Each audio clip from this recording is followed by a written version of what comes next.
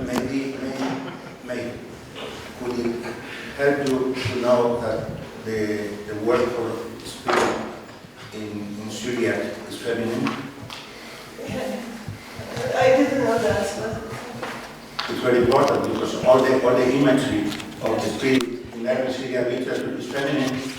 But it's because the word spirit is a feminine word. Yeah, it's the same in Hebrew and actually in Aramaic. Yeah. So, for instance, all imagery of the other thing about it was beautiful to hear about the importance of imagination, because I think our evangelizing the world goes always with ideas that the imagination is already educated by Walt Disney or Hollywood or whatever. So we arrive always late. That's true. We need to evangelize imagination.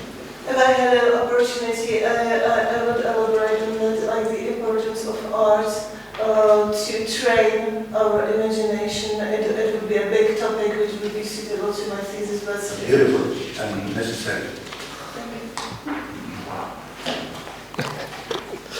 Thank you very much for all the three speakers for your paper. I have a question about, not a question, but just a comment on Boethius. Because this theme of music and theological tractates are very much a focus in 12th century with the Boethian thinkers like Thierry of Chartres and Alain Delille. So I think this might be helpful to you because they somehow not very explicitly connect music and theology, but their interest in both of these topics at the same time is quite Boethian and maybe helpful in your reading, especially in the so-called this dialogue format yes, because that is recurrent in Alain Delille's Anti-Claudianus and De Plancte Natura, and also in Bernardus Silvestri's Cosmographia, and there is also this theme of cosmos, music, and theology somehow connected with each other. So I think that might be just helpful to you, but wonderful paper, thank you. Thank you. You got it. Could I? You're supposed to do that. I think I'm going to do it now. Oh, no. You don't have an answer. It was just a comment. It was just a comment. I'm just giving thanks. There's no necessity. Thank you.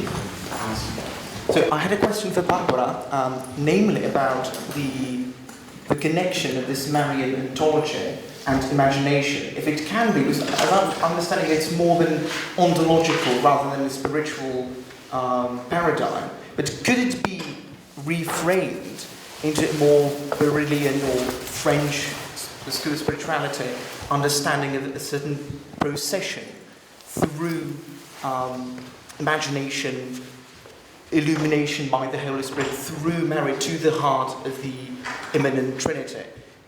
Or is it more just an ontological, sort of spatial framework?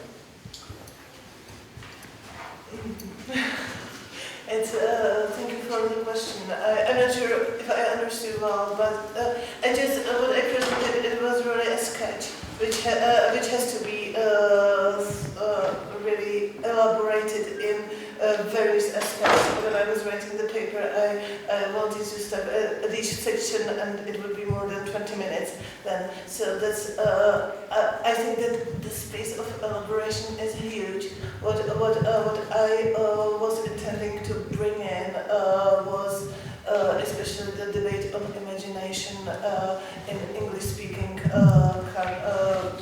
environment in connection to imaginative literature and romantic periods, as reflected in later literature of C.S. Lewis, Tolkien, and this group of writers. So that's it was my mindset when I was writing it, but I'm not really sure how to. It was just more, I thought that it sort of mirrored the paradigm that they presented, that imagination could be sort of seen as a form of contemplation, and furthermore the ad Jesum per Marian, and then through Jesus to the Trinity, this sort of line could be understood then as a way of sort of imagination and deep contemplation. Yeah, definitely it is there, and it's possible. It also opens the opportunity to elaborate it in the light of spiritual senses and many other aspects. It's not anything. It's not really something absolutely new to our thinking, but